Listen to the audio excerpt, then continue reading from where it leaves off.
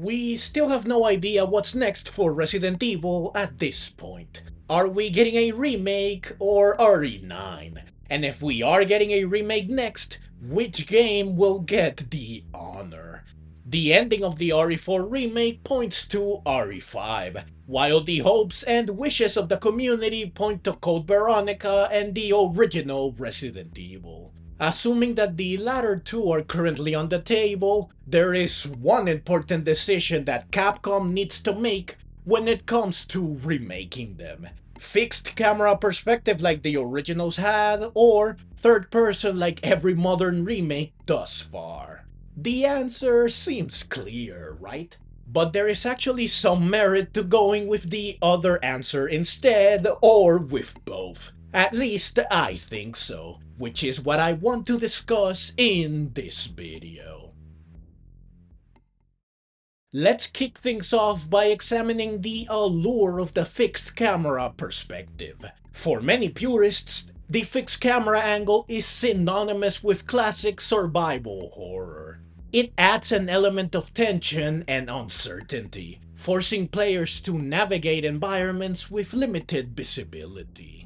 Fans of the original games may argue that preserving this perspective is essential for maintaining the nostalgic charm and atmospheric intensity of these games. However, nostalgia aside, there are valid criticisms for the fixed camera angle. Some argue that it can lead to frustrating gameplay moments such as obscured viewpoints and awkward controls. Additionally, modern gamers, especially those new to the series, may find the fixed camera perspective outdated and cumbersome, potentially deterring them from experiencing the remakes just like they have avoided the originals.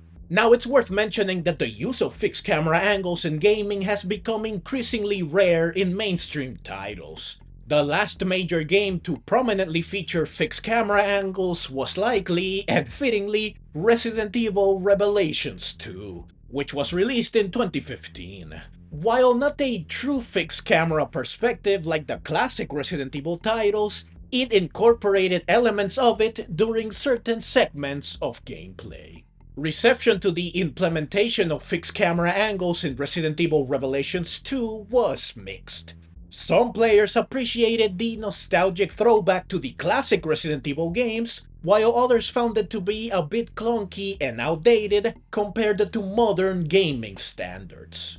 Overall, it didn't significantly impact the overall reception of the game, which received generally positive reviews for its atmospheric horror and storytelling.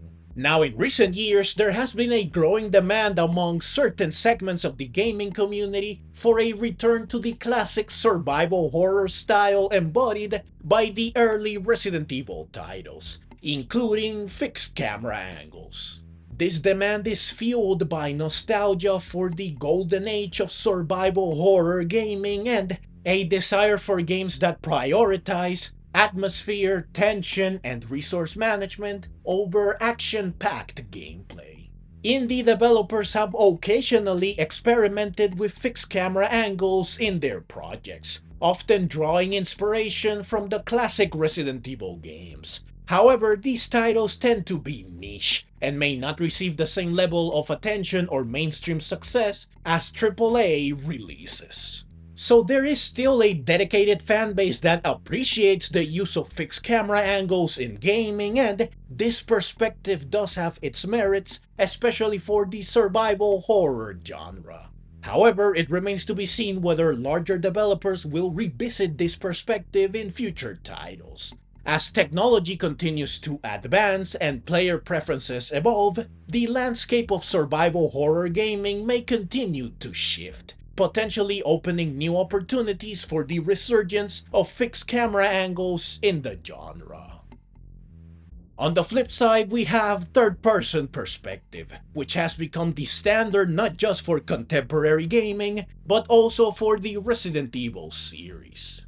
Adopting this viewpoint would undoubtedly bring the older games into the modern era, providing players with a more immersive and dynamic gameplay experience. It allows for greater player control and visibility, enhancing both combat encounters and exploration. Yet, for die-hard fans of the originals, the switch to third person may feel like a departure from the roots of said originals. There is a concern that it could dilute their unique identity and stray too far from the atmospheric horror that defined the original experiences.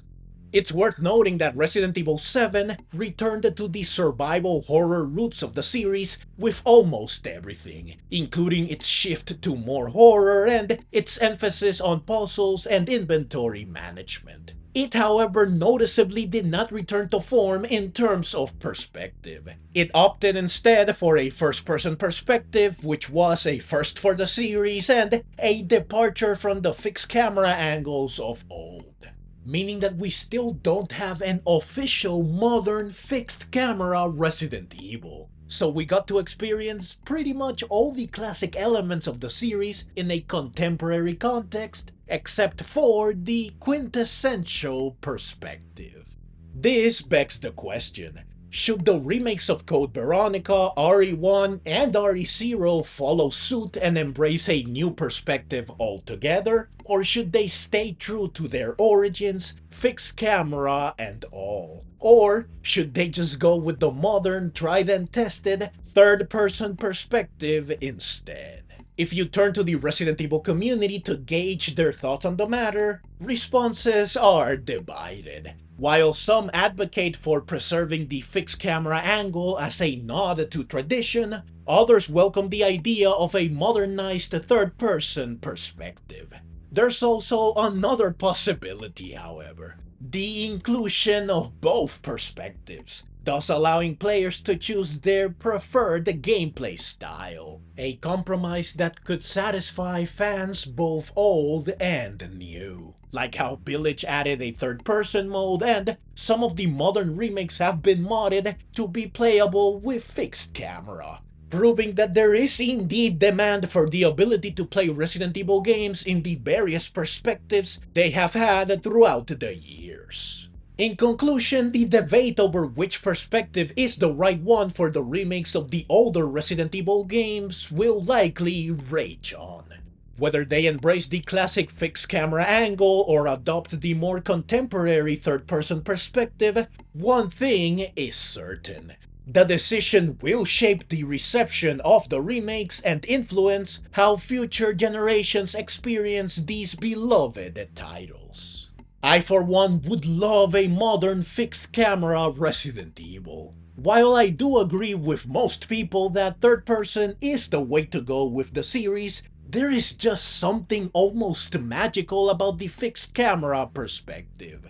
The atmosphere, the fear of not knowing what's around the next corner, of hearing something but being unable to see it until you move up, the deliberate, calculated, almost clockwork-like way in which you move through, maneuver around, and interact with the environment, the exacting, methodical precision of combat, and the build-up of opening a door not knowing what's on the other side, all add up to an experience that is simply unmatched. Beautifully so. Third person is great. Third person is amazing, in fact, but in a completely different way. It just cannot capture the same feeling that fixed camera has. Every time I go back to one of the old games, I am just immersed in an almost mesmerizing, otherworldly way. It's difficult to describe, but basically it feels like truly being trapped in a house of unimaginable horrors, with fear lurking around every turn, every decision, every action,